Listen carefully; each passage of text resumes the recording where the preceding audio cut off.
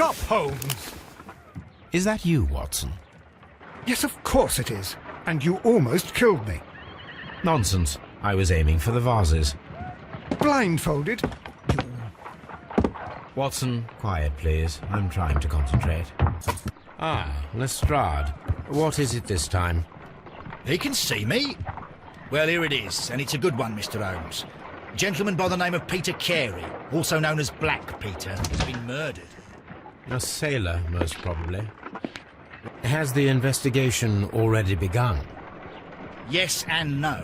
In fact, this crime is so mysterious that I would prefer you to join me down there.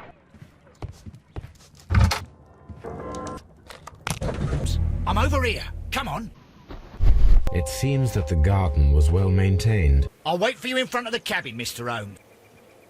My condolences, Mrs. Carey. Thank you, Mr. Holmes. Do you remember at what time you found your husband's body? In the morning, at around 7 o'clock. I noticed the cabin door was open, but I didn't go in to take a look, for I knew my husband would not have liked it. At around 10 o'clock, I dared to glance in through the door and... oh dear. Was your husband accustomed to receiving visitors? Oh, no, I don't think so. I mean, he didn't really have many friends. We lived quite an isolated life here, after his retirement.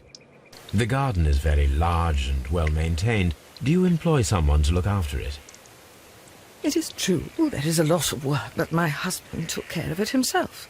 Madam, can you tell me if you saw or heard anything unusual upon the night of the murder?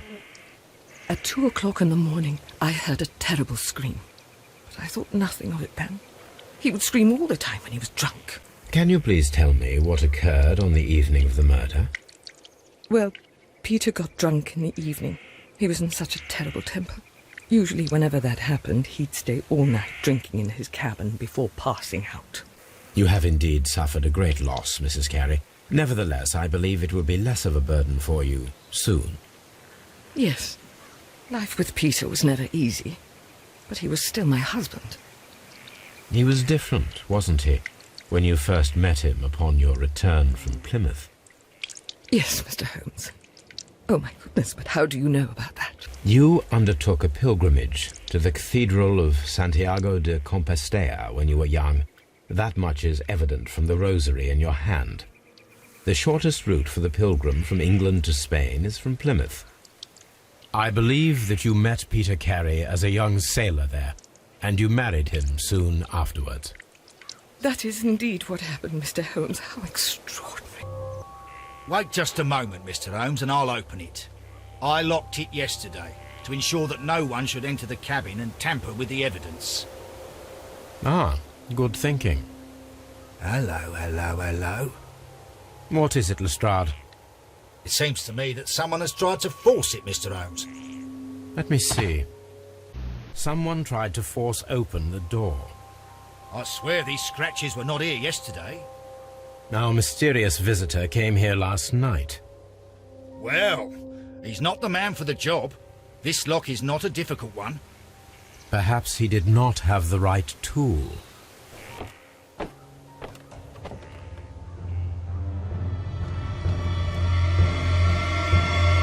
What a terrible way to die. This place is not covered with dust, like the rest of the shelf. An object was taken from here. It was larger than a book. A box or a small chest, perhaps. The ship's logs of the Sea Unicorn for the years 1878 to 1884. Peter Carey was her captain. Someone drank from this glass recently.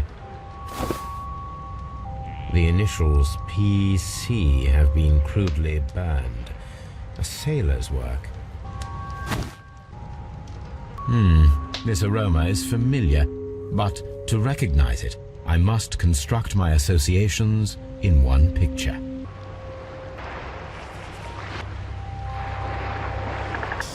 Yes, this is a coarse tobacco, quite strong and very popular among sailors. Peter Carey tried to defend himself with this knife, but he did not succeed. JHN are probably the initials of the owner of this notebook. The pattern of the blood stain indicates that the notebook was not lying on the floor prior to the crime, but it was dropped into the pool of blood after the death of Peter Carey. These abbreviations mean something. But what? Peter Carey was fully dressed. He was not caught by surprise. It is possible that he knew his murderer. This man is in his 50s, yet he still looks quite strong. A weapon fully penetrated the body. The force of the blow was immense.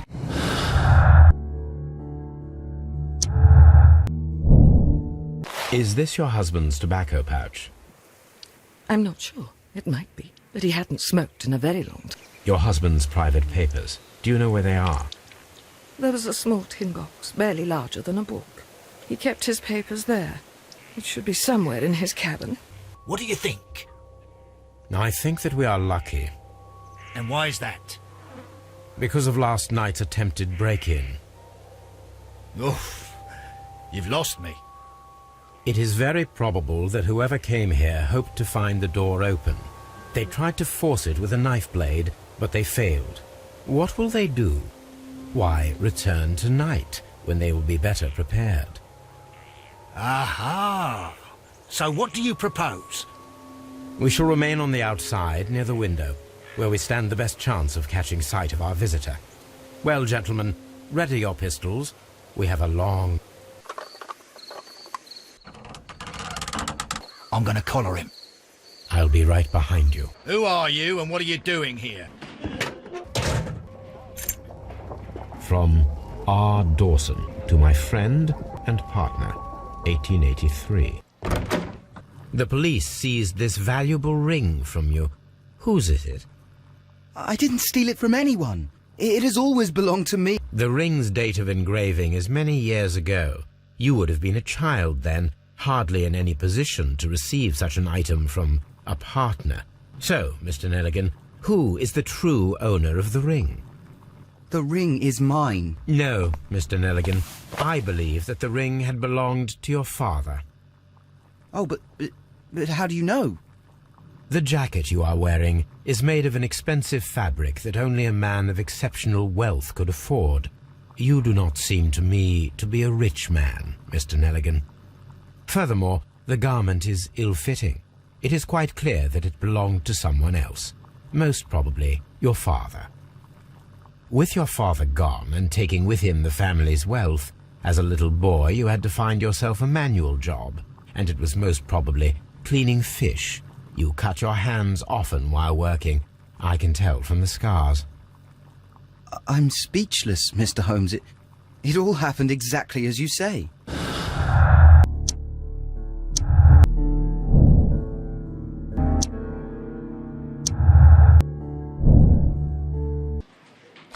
Care to take part? Are you serious? No, but we do need to clarify what happened on the night of Black Peter's murder. A reenactment, then? Is something bothering you? The sailor's knife, Watson. Why was it on the floor? Peter Carey attempted to defend himself? It is possible, but if that is the case, then it alters many things. I don't quite follow you. Tell me, my friend, what is the animal closest to man, morphologically, I mean? Ah, I see what you're getting at, Holmes. You asked me that once before. On the Ripper case, I believe. Do you want to slit some more pigs' throats? No. Thank goodness for that. I wish to impale one with a harpoon. Wonderful. Watson, let us pay a visit to our butcher friend in Whitechapel. We require the carcass of a well-fed pig. And the harpoon? One of the harpoons on the wall of Black Peter's cabin should do quite nice. That should do it. Now I am ready for the experiment.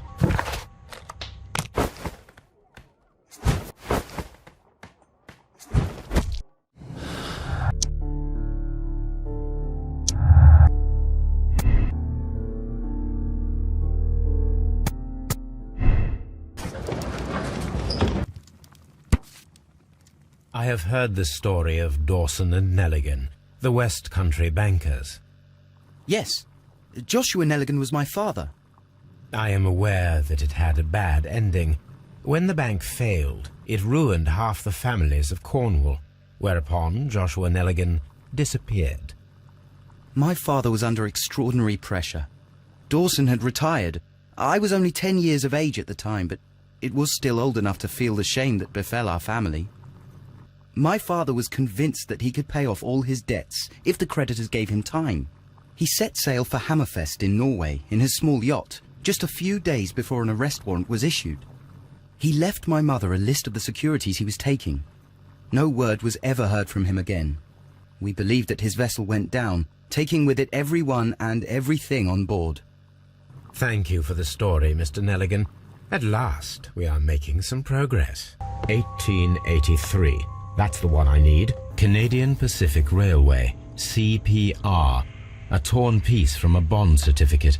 I have seen this abbreviation somewhere very recently. Wiggins, could you come upstairs, please? Wiggins, I need you to track down certain people for me.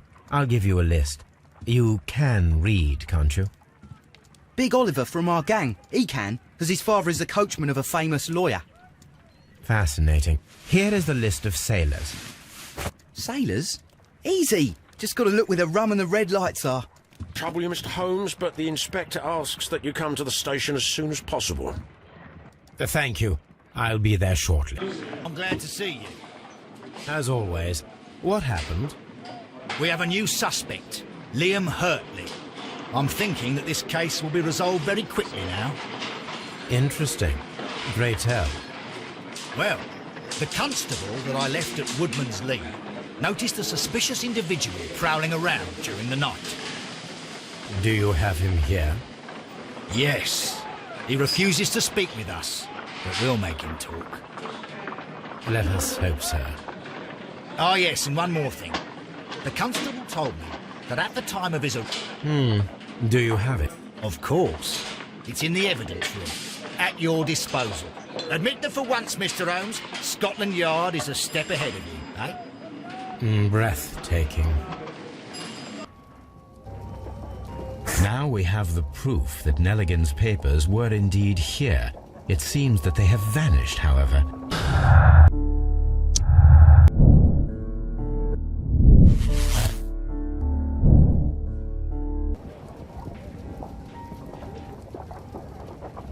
The stains are fresh. They can be removed with the proper chemicals. Tell me, Mr. Nelligan, what exactly were you hoping to find inside Peter Carey's cabin? I was trying to find some information about my father. I assume you had another purpose, to retrieve the bond certificates. Am I correct? Yes. I discovered some time ago that a few of the missing securities had reappeared on the London market. You can imagine my amazement. I spent months trying to find them, and at last I discovered that the original seller had been Captain Peter Carey. These papers, they belonged to my family, but I could not find them there.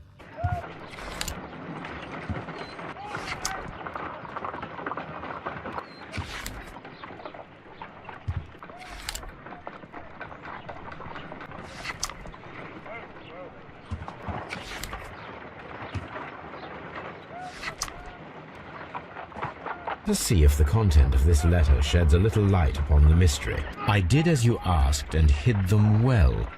Interesting. How would Hurtley react to this?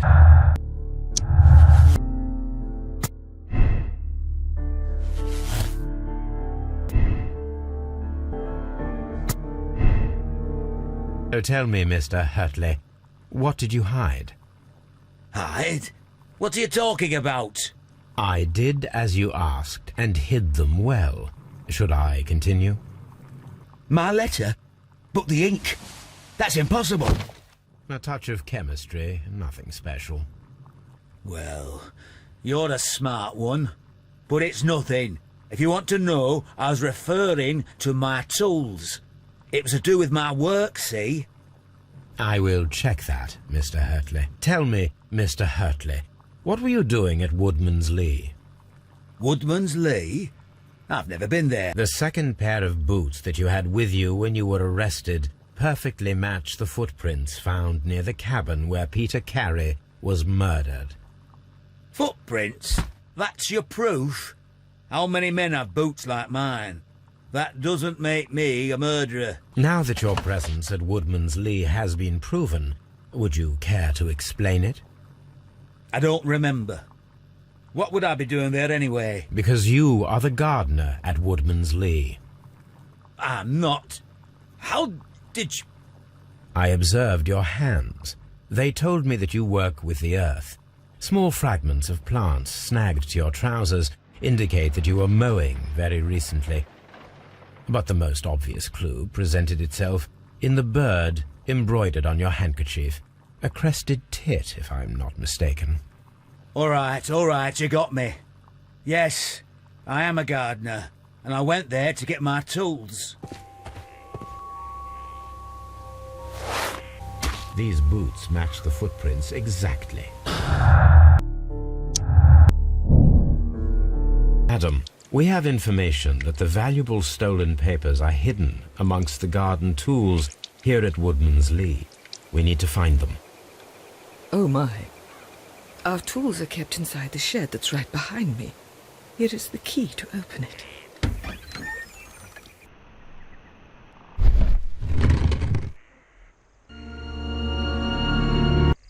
Let us see what is in this box. A bundle of letters in a woman's hand with the Carey family monogram. Hurtley and Mrs. Carey were in a relationship. That is interesting. Does the name Liam Hurtley mean anything to you? No, I don't know anyone by that name. Madam, I am aware of your affinity with Liam Hurtley. Oh, what are you talking about? Mrs. Carey, we found your letters. My letters? I asked Liam to return them to me. I wanted to burn them. Why did Mr. Hurtley put them inside the garden shed? I don't know. I wanted them back, but I couldn't see him, not after what happened. Well, here they are. Oh, this is terrible. Terrible. Liam, how could he? After what he has done. You believe that he killed your husband? No, I do not know. I do not know. Leave me alone, please.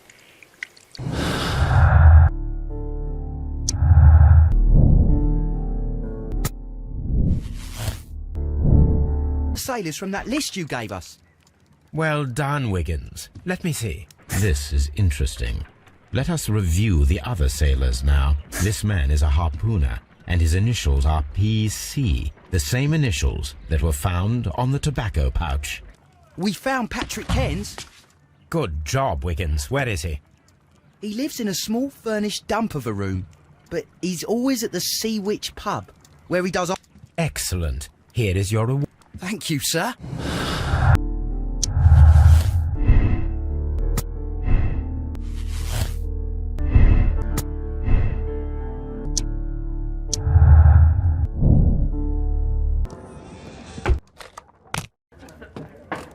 Hello there.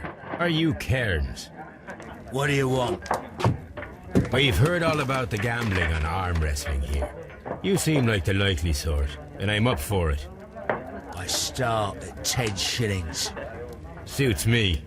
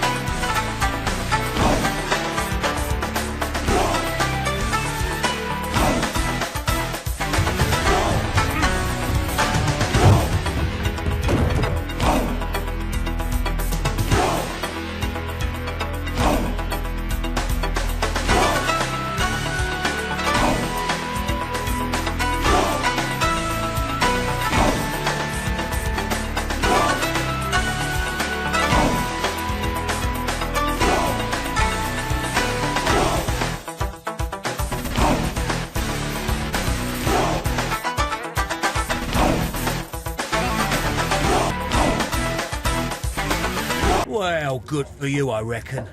You're stronger than you look. Here's your 10 shillings. I'd like to buy you a drink.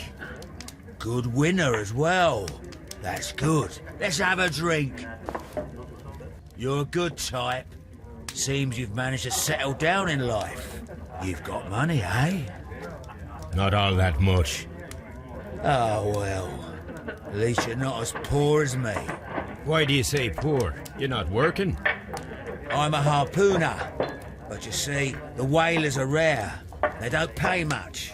So, as a result, find myself arm wrestling to pay for my drink. A harpooner. Interesting. You've had a lot of adventures, I bet. Of course. It's been a dozen years since I've sailed. I've seen everything. Old Wallace, damn Black Peter, Great Roger. We sailed to the Cape of Good Hope. Black Peter, you say? I've heard rumours about that one. He was the worst of them all. He was a liar, and violent too. Swinging those fists of his around. He was a tyrant, and not much of a captain. At least, not as good as Great Roger. I see. Yes. I was told terrible tales about Black Peter. But you ain't heard the worst. Tell me, and let's have another drink. It was in 1883 that it happened. The August of that year. Peter Carey was captain of the Sea Unicorn, and I was a spare harpooner. We were coming out of the ice pack on our way home. One evening, we saw a little craft that had been blown north. There was only one man on her, and he wasn't a sailor. The crew must have thought that she'd foundered, and they made for the Norwegian coast in the dinghy. I guess they all drowned. We took the man on board. And who was he? I dunno. During the crossing, he and the skipper enjoyed some long talks. His baggage was just a tin box. That's strange enough. Aye. Even stranger was that on the second night, he disappeared. Nobody knew what happened to him. And of course, nobody could ask Black Peter about it. You know what happened, don't you? I do. I saw the skipper tie his heels and push him over the rail in the middle of my watch on that dark night. 2 days before we sighted the Shetland lights. Black Peter's a murderer. Aye. Those that know him wouldn't be surprised to hear it.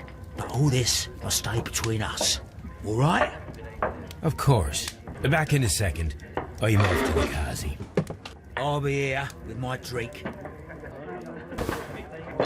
Here it is. Have you got any tobacco? I've run out of mine.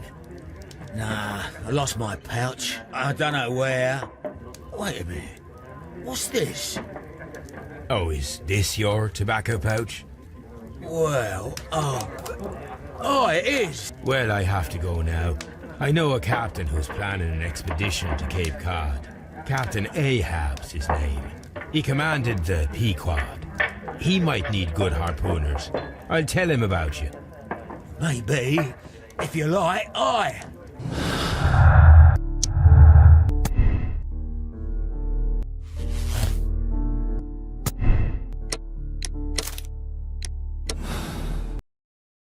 Afternoon. I must be at the wrong address. I'd like to speak with a ship's captain, a Captain Ahab. Is that you? No, my name is Sherlock Holmes. That detective fella? So, you wanted to see me? That is correct. We need to talk. About what? About Black Peter, who was killed in his own hut with a harpoon. You know, don't you? Yes. How? The tobacco pouch. You recognized it. Oh, the sailor. It was you. Unbelievable. Well, fine. I confess. But if you really do know everything, you should also know that I didn't want to kill him. He made me do it. I know. Did you know about this story with the bond certificates? Did you need money? Yeah. I just wanted him to cough up a little silver. I'm out of work, and I thought maybe he could help me. Well, he refused outright, and he insulted me. I reminded him I knew all about that murder he committed at sea in 1883. Then he got mad when I spoke about his treasure. I barely just had time to throw the harpoon at him before he could jump at me with his knife. You know the truth. What will you do now? I ask that you return the bond certificates. Keep some of them. You will need them in your exile. It is better that you leave the country for a few years. And you won't say anything to the police? I will not say anything as long as you return the money. Well, I'll do as you ask. But what about Inspector Lestrade? I will deal with him. Goodbye. It's good that you asked me to come, Mr. Holmes. We do need to talk. About what? What do you mean? Our case, Mr. Holmes. You sent me a message via your little thug. His name is Wiggins, Inspector. Telling me that the case is solved.